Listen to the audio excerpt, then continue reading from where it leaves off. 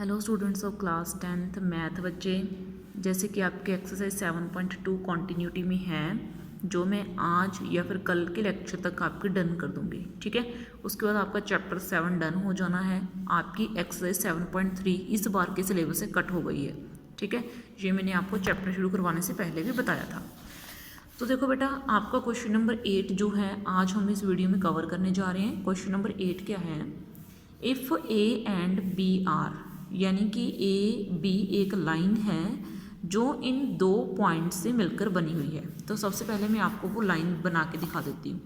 तो ये लो भाई ए पॉइंट और ये रहा मेरा पॉइंट बी। ठीक है, ये ए है, ये बी है। ठीक है, इस पॉइंट का जो नाम है वो है -2, -2 और इस पॉइंट का नाम है 2, -4। तो ये मैंने ले ली।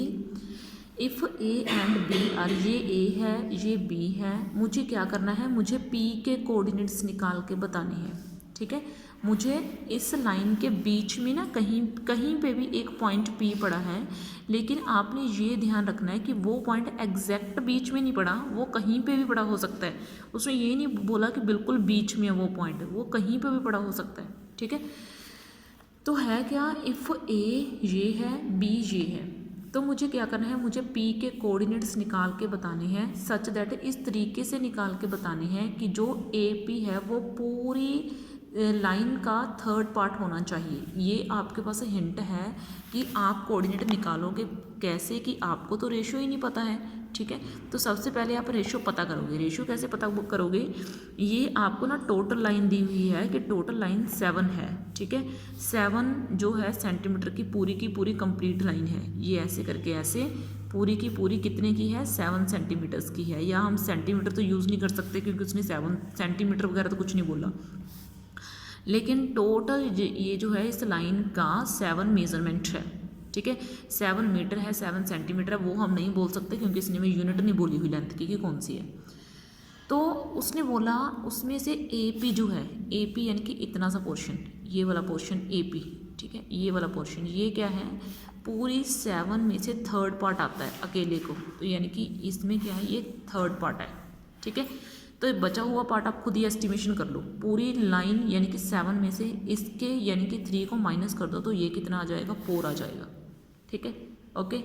तो मुझे क्या करना है? मुझे पी के कोऑर्डिनेट्स निकाल के बताने हैं। अब मुझे रेशियो पता है, मुझे ये साइड वाले 2 पॉइंट पता है, तो अब मैं क्या अप्लाई कर सकती हूँ? Section formula.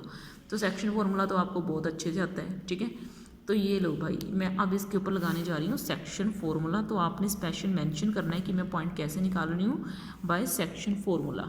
ठीक है, कि सेक्शन फार्मूला के थ्रू ये पॉइंट जो हैं वो मैं निकालने वाली हूँ। ठीक है, तो सेक्शन फार्मूला के थ्रू x, y निकालने का फंडा क्या है?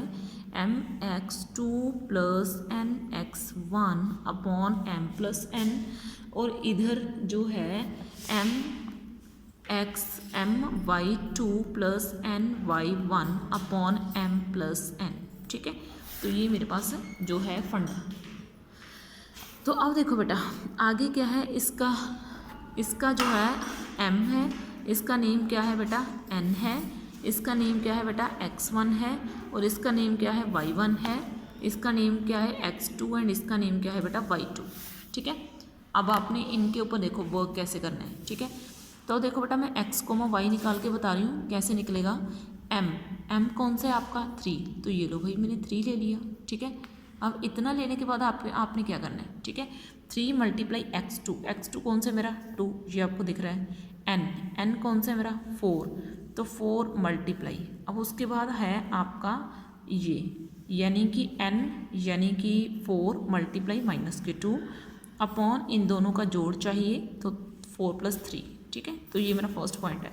एंड सेकेंड इज 3, -4 फिर +4, -2, 4, -2, नीचे क्या है? 4 + 3।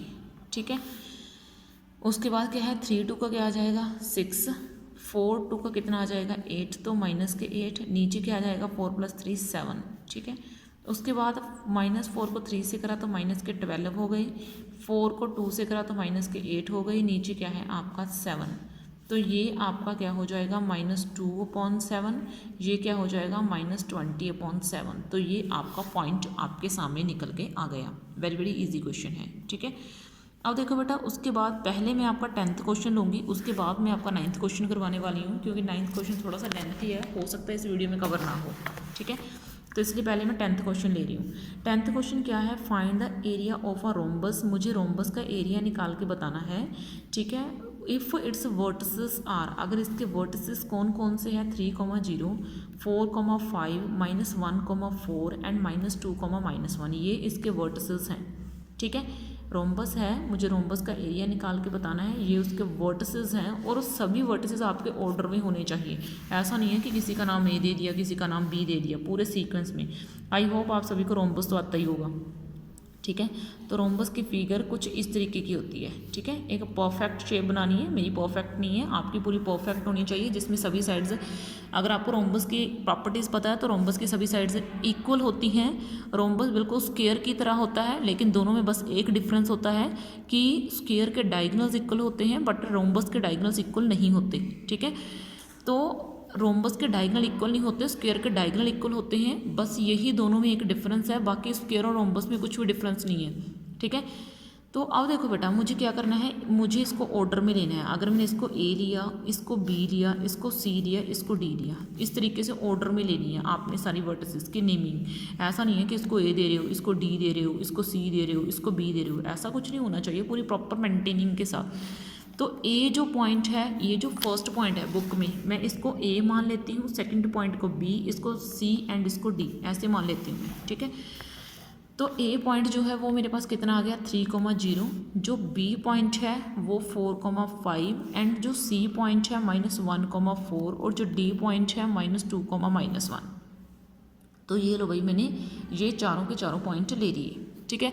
उसके बाद मैंने क्या करा, मुझे उसने बोला कि एरिया निकाल के बताओ। सबसे पहले आपको ना एरिया पता होना चाहिए रोम्बस का क्या होता है। रोम्बस का एरिया होता है 1/2 इंटू प्रोडक्ट ऑफ डायगोनल्स। क्या होता है, प्रोडक्ट ऑफ डायगोनल्स, ठीक है। 1/2 इंटू प्रोडक्ट ऑफ डायगोनल्स, यानी कि मुझे डायगोनल्स की प्रोडक्ट तो तब मिलेगी ना अगर मुझे डायगोनल्स पता होंगे। तो डायगोनल्स कौन से होते हैं, ये लो भाई, ए सी पहला डायगोनल, तो मुझे पहला डायगोनल ही नहीं पता, ए सी ही नहीं पता कि कितना है, तो मुझे ए सी निकालना पड़ेगा। तो इसको आप कैसे निकालोगे, by distance formula. Distance formula use करो आप, ठीक है।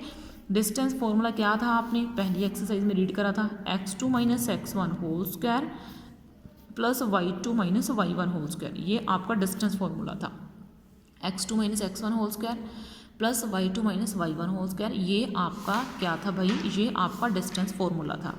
अब इस फॉर्मूले को बस अप्लाई कर दो, इसको x1 का नाम दे दो, इसको y1 का नाम दे दो, इसको आप x2 का नाम दे दो और इसको y2 का नाम दे दो, ठीक है। तो बस x2 कौन सा है भाई आपका, -1 है, और x1 कितना है भाई आपका 3 है, तो -3 स्क्वायर, फिर प्लस y2 कितना है 4 है, और y1 कितना है आपका 0। बस इन चीज़ों को अच्छे से मेंटेन करते रहो, आराम से सॉल्व करते जाओ, ठीक है। जल्दी मत करना, रिलैक्सली स्टेप करना, टाइम लग जाएगा लेकिन गलत तो नहीं होगा। अगर गलत होगा तो आपको बार बार सेट करना पड़ेगा, ठीक है।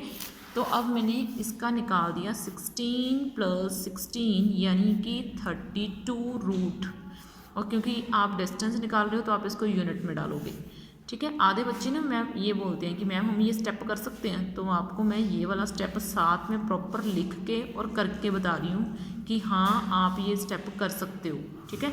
तो पेयर बनाओ, तो पेयर बना के इसको आप निकालो बाहर, यानी कि 4√2 यूनिट्स, ठीक है। तो ये लो भाई, ये मैंने एक डायगोनल बना दिया, डायगोनल का नाम क्या था ए सी। उसके बाद मुझे निकालना है बी से लेकर डी तक का डायगोनल, ठीक है। तो मुझे बी डी निकाल के बताना है। तो बी, इसका नाम मैं x1 दिए देती हूँ, इसका नाम अब मैं y1 दिए देती हूँ, इसका x2 एंड इसका y2, ठीक है। तो अब मैं इन दोनों के ऊपर फॉर्मूला लगा के दिखाऊंगी। देखो बी डी का डिस्टेंस निकालना है मुझे, पॉइंट है मेरा 4,5, ये x1 y1 है, और सेकंड पॉइंट है मेरा -2, -1, ये मेरा पॉइंट बी है, ये मेरा पॉइंट डी है, ठीक है। तो मुझे इन दोनों के ऊपर डिस्टेंस फॉर्मूला लगाना है, ठीक है। तो मैंने अलग निकाल के आपको दिखा दी ये बी डी की लाइन, उस पूरी फिगर में से ये लाइन ही उठा के मैंने अलग कर दी, ठीक है। ताकि आपको डिस्टेंस फॉर्मूला मैं नेक्स्ट पेज के ऊपर कर रही हूँ कि देखने में कोई दिक्कत ना आए। -2 -4 स्क्वायर प्लस -1 -5 स्क्वायर, तो ये कितना आ जाएगा आपका -6 स्क्वायर, और ये आपका आ जाएगा -6 स्क्वायर, तो ये कितना आ जाएगा 36 + 36 यानी कि √72 यूनिट्स। तो ये आ गया। अब उसके बाद आप इसकी फिर से ये कर दो प्राइम फैक्टराइजेशन, 2 3 का 6, 2 6 का 12, 2 1 का 2, 2 8 का 16, 2 9 का 18, दिस इज 3 3 का 9, दिस इज 3 1 का 3।